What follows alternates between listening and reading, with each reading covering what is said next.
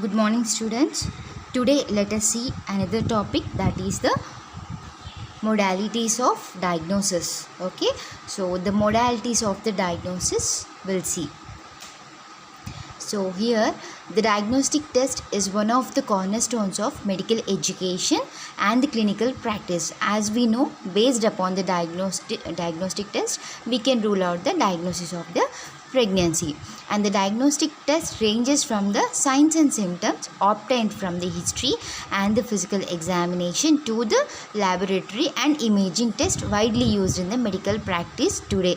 As we know, based upon the signs and symptoms and the history and the physical examination obtained from the patient, we can able to prescribe the specific or the needed diagnostic test during the pregnancy for the mother. Okay, so let us see the objectives of the diagnostic investigation. So let us see what is the main objectives of the diagnostic investigations are.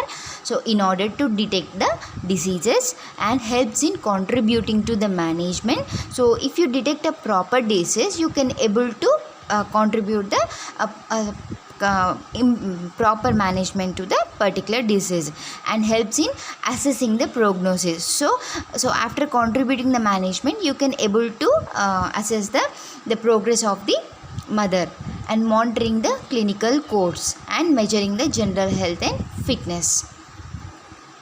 So let us see the need for the diagnostic testing. So let us see the what is a need for doing the diagnostic testing, that are if the maternal age is in the mid 30s. Okay, so if the mother age is mid 30s, so that's why we need to do the diagnostic test for the mother.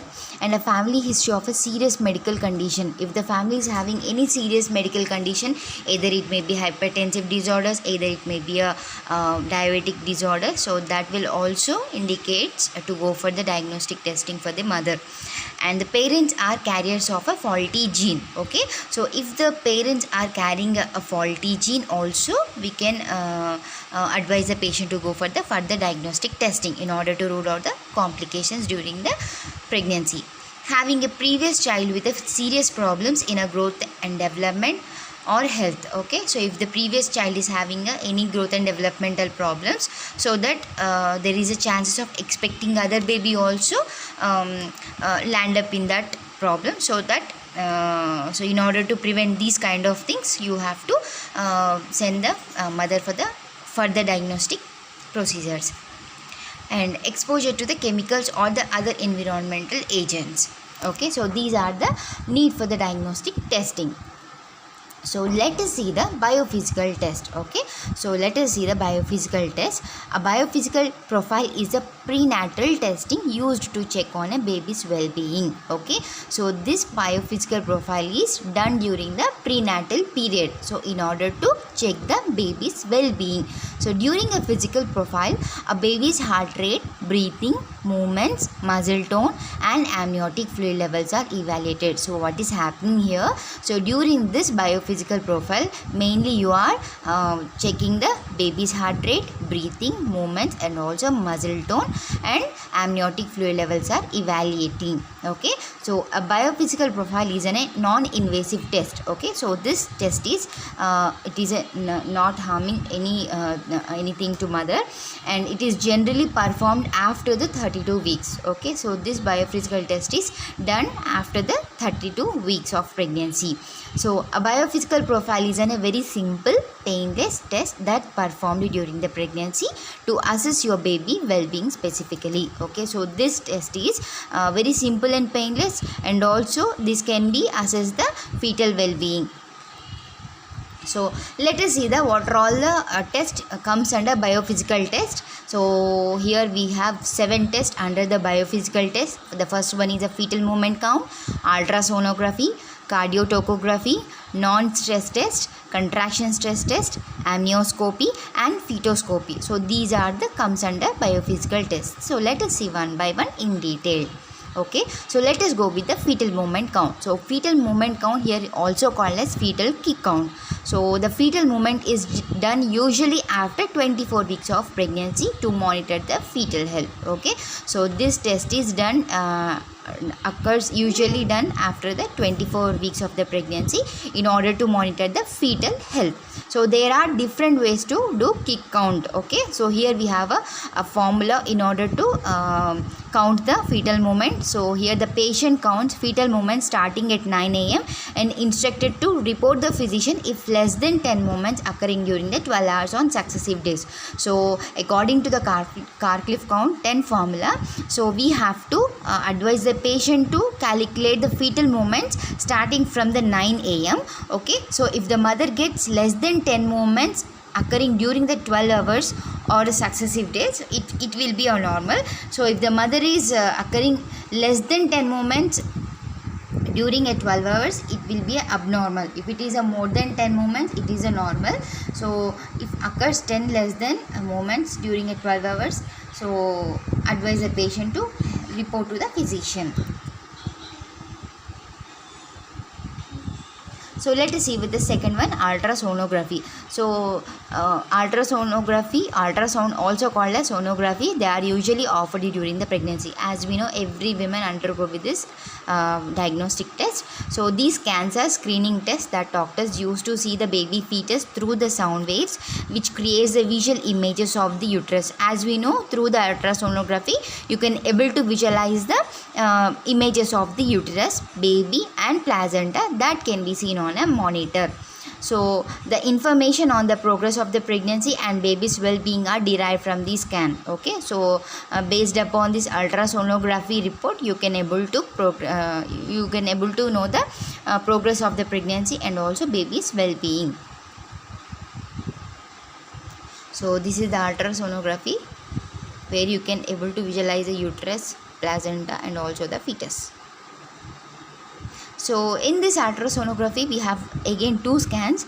The first one is the early pregnancy scan and pregnancy scan. Okay, so in early pregnancy scan, it is done during the 11 to 14 weeks in order to determine your due date. Okay, so what is happening here is, so this early pregnancy scan is done during the 11 to 14 weeks in order to expect the date of delivery. So at this stage, will not be able to determine the sex of the baby. As we know, in earlier weeks, we cannot identify the sex of the baby. So this scan is used to rule out the ectopic pregnancy and threaten a miscarriage. Okay, so during this early pregnancy scan, you can able to determine the ectopic pregnancies. So here the ectopic pregnancies are nothing but, so the fertilized egg implants outside of the uterus is called as ectopic pregnancy. And there is an threatened miscarriages also you can able to rule out with this early pregnancy scan. So this scan is used to determine if pregnant mother carrying more than one baby. Okay, so in early pregnancy scan, you can also able to determine the either it is a single baby or triplets or twins. Okay, the second one is the pregnancy scan. In pregnancy scan, it is used to detect developmental problems such as spina bifida, cleft palate in baby. Okay, so in pregnancy scan, it is done during the 18 to 20 weeks. So during this scan, you can able to identify the developmental disorders of a baby, that is spina bifida or cleft palate. Okay, and it is a non-invasive procedure. So let us see the indications for the ultrasonography to assess the certain fetal anomalies such as anencephaly. Okay, so you can able to assess the fetal anomalies, that is a anencephaly, that is a underdevelopmental of the brain and the incomplete skull, and to confirm the cardiac activity, to evaluate the multiple gestations, to estimate the gestational age, to evaluate the suspected ectopic pregnancy, to evaluate the maternal pelvis or uterine abnormalities, to evaluate the suspected hydatidiform mole. Okay, so you can also evaluate the suspected hydatidiform mole and to evaluate the vaginal bleeding. So these are all the indications for doing the ultrasonography. So let us see the advantage of ultrasonography. The advantage of the test are that is non-invasive, painless and safe for both the mother and unborn baby. As we know, there is a no, it is not harmful for the both the mother and the unborn baby because it is a very non-invasive, painless and safe. And they are generally painless and don't require any needles or cuts. You are not exposed to ionizing radiation. So this procedure is safer than X-rays and CT scans. So let us move on with the second biophysical test, that is the cardiotocography. So the cardiotocography is a test usually done in the third trimester of the pregnancy. So it is done to see the baby's heartbeats at a normal rate and the variability. So this cardiotocography mainly done during the third trimester of pregnancy, and it is done to see the baby's heartbeats and normal rate and the variability. So a normal tracing heart rate 32 weeks would show baseline heart rate of 110 to 150 beats per minute. Okay, so during the 32 weeks of the pregnancy, the baseline of the baby's heart rate is 110 to 150 beats per minute. So this is the cardiotocography. So let us see the indications for the cardiotocography. So feel that your baby's movements have slowed down and become irregular. Okay, so if the mother is not feeling the proper baby movements and the irregular baby movements, so you can indicate the cardiotocography. And she suspects a problem with your placenta that restricts the blood flow to your baby and have the low levels of amniotic fluid. Okay, so if the mother is having a oligohydramnios, you can also advise the patient to have the cardiotocography. And having the twins also, and having the diabetes or the hypertension. Okay, so in these conditions you can advise the patient to go for the cardiotocography. So let us see the cardiotocography advantages. So it is a test usually done in the third trimester of the pregnancy. So it is done to see if your baby's heart beats at a normal rate and variability. Okay, so this test is done during the third trimester of pregnancy in order to see the baby's heart beats at a normal and variability. So normally a baby's heart rate is between 110 to 160 beats per minute and increases when the baby moves. As we know, the normal FHR, the normal fetal heart rate is 110 to 160 beats per minute. So when baby moves, the heart rate will increases. The test will measure your Braxton Hicks contractions. You might not be aware of them, but Braxton Hicks contractions are light contractions that your uterus has in preparation of the labor.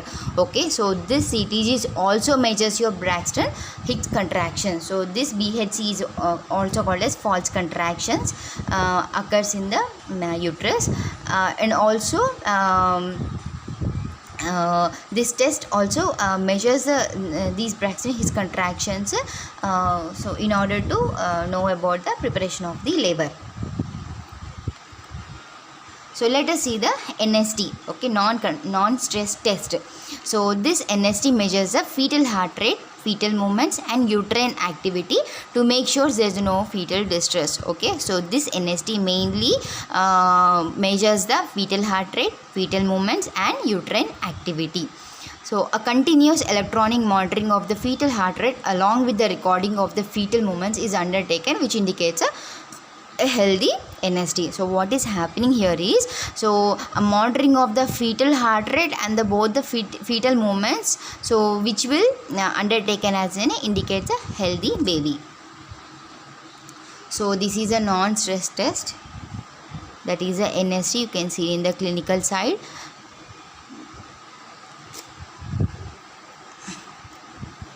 So let us see the indication for the non-stress test.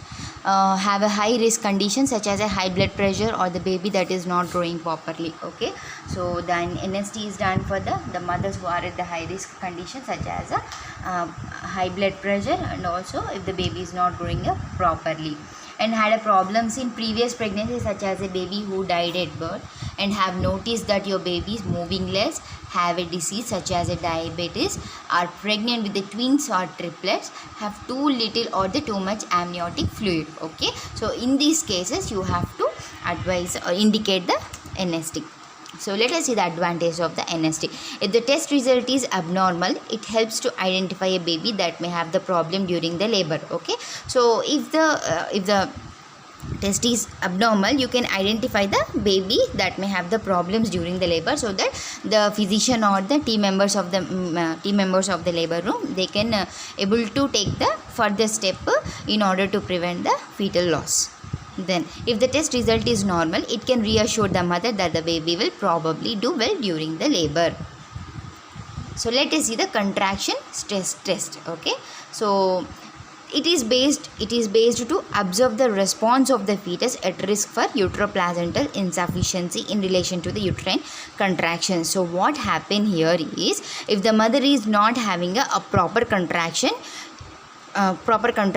in the uterus, so you can able to go for the IV oxytocin is infused in order to initiate the uterine contractions. Okay, so this contraction test is, it will identify the contractions of the uterus. If there is no proper contractions initiating during the labor, so you can go with the IV oxytocin. So this IV oxytocin will help to initiate the uterine contractions. Okay, so the indications are, a contraction stress test is done to check the results from a non-stress test, or a biophysical profile or not in the normal range. Okay, so what happened, based upon the NST and the other biophysical profile, they are not in the normal stage, you can go with the contraction stress test. So this is a contraction stress test. What happened here, so this is the negative. So here you can in positive, the FHR, so the fetal heart rate is where you can see the decelerations and the accelerations. So the variability is seen in the FHR. So here it is a uterine contraction. Okay, so this indicates the positive contraction stress test. So here you can see the negative contraction stress test. So the FHR, there is no proper accelerations in the deceleration are occurring, and this is a uterine contraction. Okay, so during the uterine contraction, the FHR, if the FHR is like this indicates the negative CST. So this is the suspicious CST. Okay, so the suspicious contraction stress test, and this one is the unsatisfactory. Okay, here the irregularity of the FHR, and here the uterine contractions. So this is about the contraction stress test. So let us see the advantages. The contraction stress test allows your healthcare provider to check the baby's response to contractions. So if the baby is not doing well, the steps may be taken to help the baby. Okay, so this is about the contraction stress test. So let us move on to the amnioscopy. The amnioscopy is an easy performing and safe this procedure for the detection of amniotic fluid quality, including the color, presence of burnings or the meconium passage, and may improve the accuracy in the evaluation of the fetal well-being as well. So here what is happening here, this amnioscopy is performing, it is very easy performing and very safer. So during this procedure you are detecting the quality of the amniotic fluid, and there is any presence of vernix. So vernix is nothing but it is a covering and the protecting skin of the fetus, and meconium also a greenish feces of the fetus may improve the accuracy in the evaluation of the fetal well-being as well. Okay, and the further examination and amnioscopy is inserted through the vagina into the cervix, which is already open, and amniotic fluid is examined. Okay, so this amnioscopy is mainly done through the vagina into the cervix, which is already open, and amniotic fluid is examined. Okay, so this is the amnioscopy picture where you can see the inserting the amnioscopy through the vagina into the cervix in order to examining the amniotic fluid. So let us see the indications for the amniotic fluid. So this test is non-painful but can cause some discomfort to dilate the cervix at the time you enter the amnioscope. Okay, so when you enter the amnioscope, it will cause the discomfort to dilating the cervix. So the length does not exceed half an hour and not generally problematic. And this test is done about half an hour, and it is not a problematic, and although there is a risk of the rupture of the placental membrane. So in order to why, because we are inserting the amnioscopy, so it may be there is a chances of rupturing of the placental membrane. Okay, so advantages, come to advantages. The screening of the fetal distress and the had meconium stain, amniotic fluid, clear amniotic fluid. Okay, so through the amnioscopy you can able to screen out the fetal distresses, or there is any presence of meconium stained liquor or clear amniotic fluid. So let us move on to the fetoscopy.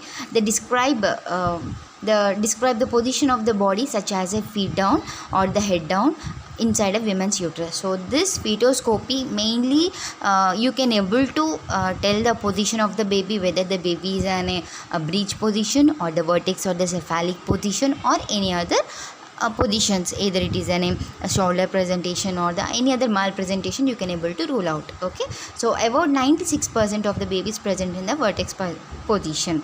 So it is done at 16 to 20 weeks. So this is a amnioscopy.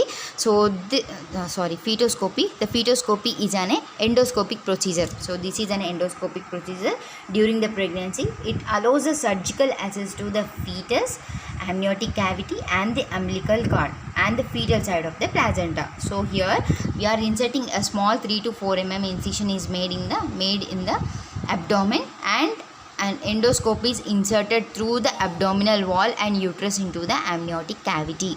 So like this they will do the fetoscopy. So indications for the fetoscopy are the treatment of the hydronephrosis, congenital diaphragmatic hernia, fetal tumors and myelomeningocele. So in these conditions you can indicate the fetoscopy. So advantages are the fetoscopy allows for the medical intervention such as a biopsy tissue sample and occlusion of the abnormal blood vessels such as a chorioangioma or the treatment of the spina bifida. Then disadvantages of the fetoscopy are there is a chances of fetal loss and the rupture of the uterus. So till now we completed with the biophysical test. Okay, so let us move on to the another kind of testing, that is the prenatal genetic disorders, prenatal genetic diagnosis. So here the first one is a amniocentesis. So the amniocentesis is a genetic diagnostic test. So in this it is in a process of examining the baby's health. It is generally done in 16 to 18 weeks of pregnancy. Okay, so this amniocentesis is it is a process of examining the baby's health and generally done during the 16 to 18 weeks of pregnancy. Mainly this test is done to know about the baby's disorder. So this amniocentesis is the only test in which amniofluids is taken for testing which contains body cells and proteins. This test is used to determine whether the child has genetic or the chromosomal abnormalities. So in this amniocentesis mainly you are taking the baby's amniotic fluid. It contains cells and proteins. So by testing with this by testing the amniotic fluid you can able to rule out the any genetic or the chromosomal abnormalities occurring in the child. So this is the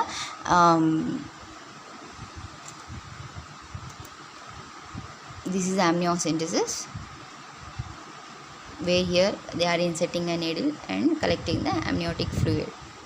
So under the ultrasonography, where you can see that this one is the uterus and this one is the fetus. So indications for the amniocentesis. So here the indications are advanced maternal age if it is more than 35 years of a mother, and the most common indications the previous child with neural tube defects and chromosomal abnormalities. Okay, so if the mother is having any history of the previous child with any neural tube defect or the chromosomal abnormalities will indicate for this test. The advantage of amniocentesis. The amniocentesis identify the several genetic disorders including the most common like Edwards syndrome and Down syndrome. So this test is able to identify other genetic disorders such as a Huntington's disease, cystic disease and sickle cell disease. So these are all the genetic and the chromosomal defects you can able to rule out with this test.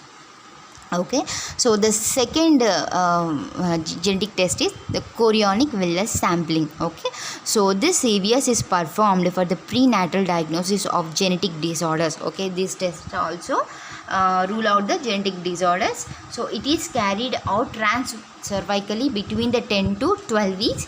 So the diagnosis can be obtained by the 24 hours. So the few villi are collected from the chorionic frondosome under the ultrasonic guidance with the help of a long polythene catheter introduced transcervically. So what happened here is, so this test is done during the 10 to 12 weeks during the pregnancy, and here mainly they are collecting the few villi from the chorionic frondosome under the ultrasonic guidance with the help of catheter, that is a polyethylene catheter introduced transcervically. So here the anti-D immunoglobulin 50 micrograms IM should be administered following the procedure to the Rh negative women. Okay, so during this procedure, if the mother is an Rh negative, you have to give the anti-D immunoglobulin 15 micrograms IM.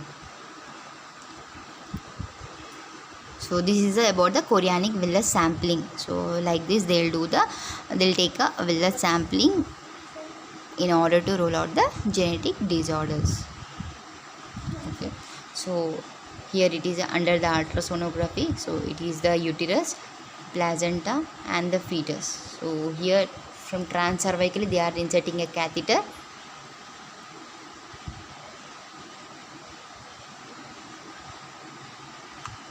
Okay, so you can see the picture.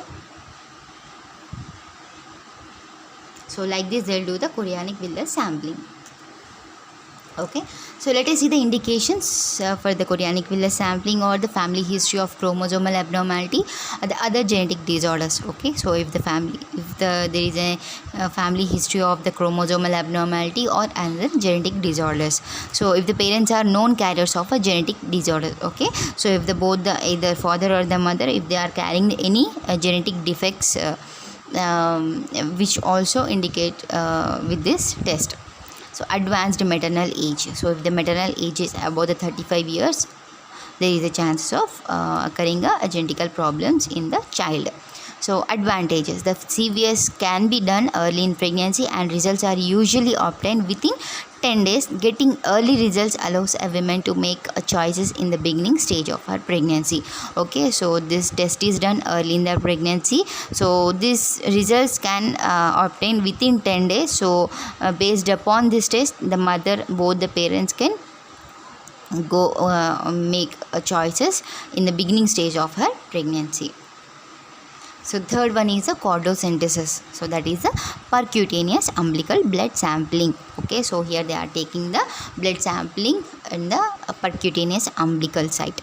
So a 25 gauge spinal needle, that is 13 centimeters in length, is inserted through the maternal abdominal and uterine wall under the ultrasound guidance. So the needle tip is progressed carefully and it punctures the umbilical vein approximately 1 to 2 centimeters. Okay, so here we are doing under the ultrasonography, we are inserting a needle tip and it punctures the umbilical vein approximately 1 to 2 centimeters from the placental insertion. Okay, so generally 0.5 to 2 ml of fetal blood is collected. It is done usually after the 18 weeks of gestation. So here this test is done during the 18 weeks of gestation. Mainly we are collecting the 0.5 to 2 ml of fetal blood is collected at the placental insertion. And here the indication for the chordosynthesis is malformations of the fetus, fetal infection, that is a toxoplasmosis or the rubella, and the fetal anemia. So in these cases you can indicate this test. So here you can see the picture, the chordosynthesis under the help of the ultrasound. They are collecting the blood at the placental site. So the diagnostic procedure in which a doctor extracts a sample of the fetal blood from the vein in the umbilical cord. Okay, so from the umbilical cord vein they are taking the blood sample. So the fetal blood can be analyzed to detect the chromosomal defects or other abnormalities. So let us see the advantages. So the chordosynthesis can be used in the diagnosis of the heart defects in utero. So let us see the fourth one, endometrial biopsy. So an endometrial biopsy involves taking a small sample of tissue from the endometrium, that is a lining of the uterus. Okay, so in endometrial biopsy they are mainly they are taking a small sample of the tissue from the endometrium in order to do for the biopsy. So a DNC, that is a dilatation and curettage operation, was one of the most commonly performed of all operations when there was abnormal bleeding, most commonly heavy periods, menorrhagia. Okay, so this endometrial biopsy is done through the dilatation and curettage. So with this dilatation DNC operation, they will take the sample of a tissue from the endometrium in cases of abnormal bleeding and heavy periods or the menorrhagia. Okay, so indication for the endometrial biopsy are all women aged more than 40 years with abnormal bleeding. Okay, if there is an abnormal bleeding occurs above the age of 40 years, in younger women with the abnormal bleeding and with the risk factors including for the endometrial cancers. Okay, so if the younger women with an abnormal bleeding also, you can go, the women can go with the endometrial biopsy in order to rule out the further investigations. And the risk factors are the family history of the endometrial and the colonic cancer, and the obesity, and the PCOD, that is a polycystic ovary syndrome. So this is the endometrial biopsy. Okay, so this is, here you can see the endometrium, this is the uterus and the biopsy catheter. Okay, so here mainly they'll extract the tissue from the endometrium in order to rule out the any other complications.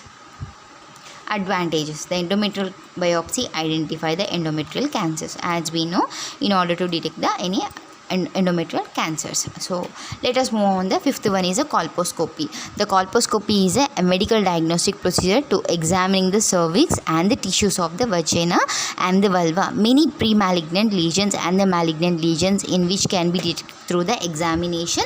So the main goal of the colposcopy is to prevent the cervical cancer by detecting the precancerous lesions early and treating them. Okay, so this colposcopy mainly done in order to examine the cervix, vagina and vulva. Why? Because if there is any presence of cancerous lesions or the malignant lesions, non-cancerous or the cancerous, the tumors can be identified in order to prevent the cervical cancer. So this is the colposcopy. Mainly you are visualizing the cervix, uterus and the vulva. So let us see the indications for the colposcopy. Indications for the patient to have a colposcopy includes as a part of the sexual assault, a forensic examination done. Okay, so in case of any sexual assault, so the forensic examination done in order to prevent or in order to detect the any further problems. And the advantages: a colposcopy is used to identify the abnormal tissue.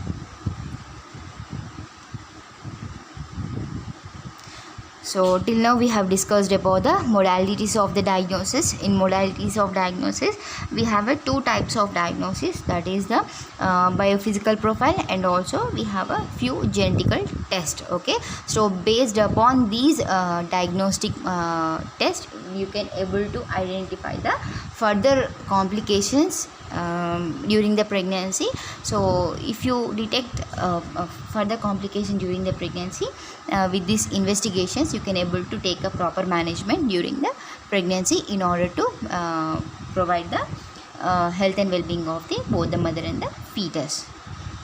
So girls, if you have any doubts regarding this topic, you can call me and clear your doubts. Thank you.